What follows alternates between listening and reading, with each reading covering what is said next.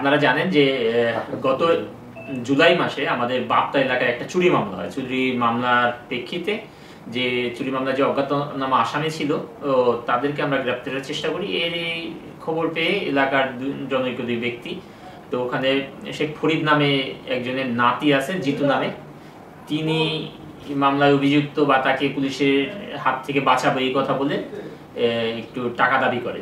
প্রথম প্রাথমিক পর্যায়ে ফরিদের কাছে 2 লাখ টাকা দাবি করে। তার পরবর্তীতে ওরা বার্গেনিং করে 1.5 লাখ টাকা তাকে দেয় প্রাথমিক পর্যায়ে। এর পরবর্তীতে সে আবার একটু যে টাকা যেহেতু পাইছে আবার একটু প্রেশার দেয় যে আরো কিছু টাকা দেয় কিনা। সে পরবর্তীতে আরো 10,000 টাকা চাপ দিয়ে নেয়, তাও ওই ফরিদরা 10,000 টাকা দিয়েছে। কিন্তু পরবর্তীতে কয়েকদিন আগে একই গ্রুপ আবার গিয়ে তাকে প্রেশার ক্রিয়েট করে যে আরো 2 লাখ টাকা দিতে হবে এবং পুলিশকে ম্যানেজ করতে হবে, না হলে পারতেছি না।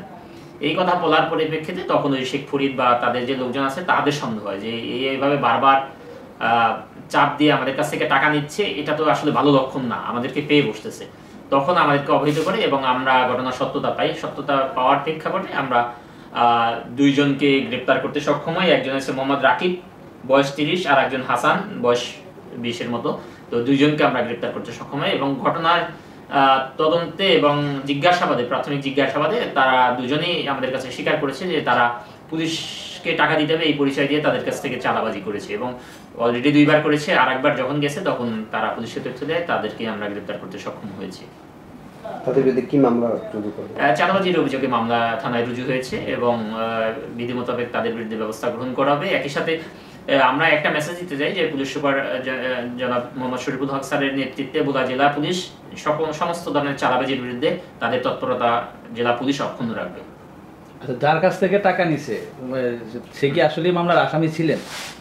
এইখানে হচ্ছে যেটা হয়, মানুষ যখন যায়, আর এখন তো দেখেন অনেকে আমাদের ইয়াং জেনারেশন কোথাও গেলে তাদের কথা বললে অনেকে ভয় বুঝতে পারে বা ভয় পেয়ে যায়। তো ওনারাও আসলে ভয় পেয়েই তাকে টাকা দিছে ম্যানেজ হওয়ার জন্য, যে পরিবারের একজন সদস্যকে পুলিশ গ্রেপ্তার যেন না করে। তো পরবর্তীতে যখন বলছে আসলে পুলিশ তো গ্রেপ্তার ওনাদের করতে অভিযানেও যায় নাই, তো তাদের কাছ থেকে বারবার প্রেশার দিয়ে টাকা নিচ্ছে, এটা বুঝতে পেরেই তারা পুলিশকে ইনফর্ম করে। তাহলে কি স্যার এর আগে ওই যে ফরিদ, এরা কি তাহলে চুরির ঘটনায় কি মানে জড়িত ছিল? আমরা এখন পর্যন্ত ওইভাবে পাই নাই, তারপরও যদি দেখা যায় যে তদন্তে আসে তো তখন সেটা প্রকাশ পাবে। কিন্তু প্রাথমিকভাবে অবৈধ সুবিধা নেওয়ার জন্য আসলে এই 2টা ছেলে তাদের কাছ থেকে চাঁদাবাজি করেছে।